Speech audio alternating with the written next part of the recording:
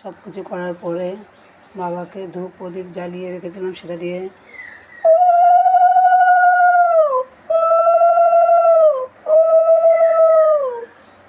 ওং শিবায় নমঃ, ওং শিবায় নমঃ, ওং শিবায় নমঃ। তোমরা যতবার যা কিছু দেবে তো ওং শিবায় নমঃ বলবে। তোমরা মন্ত্র যদি না বলতে পারো, এর অনেক রকম মন্ত্র আছে, তো আমি তো মন্ত্র বলতে পারছি না, তো তোমরা ওং শিবায় নমঃ, ওং শিবায় নমঃ বলবে।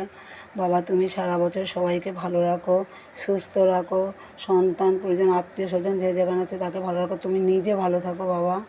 তো এইটুকুই বলবে। যদি তোমরা মন্ত্র না জানো, আমি তো মন্ত্র জানি না, তাই জন্য বললাম ওং শিবায় নমঃ, ওং শিবায় নমঃ, ওং শিবায় নমঃ।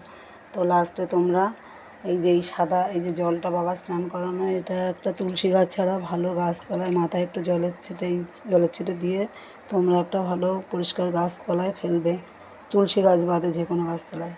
তো বন্ধুরা, আমার ভিডিওটি কেমন লাগলো তোমরা সবাই কমেন্ট করে জানাবে। কিছুই পুজোর জানি না, যেটুকু জানি সেটুকুই করলাম। তো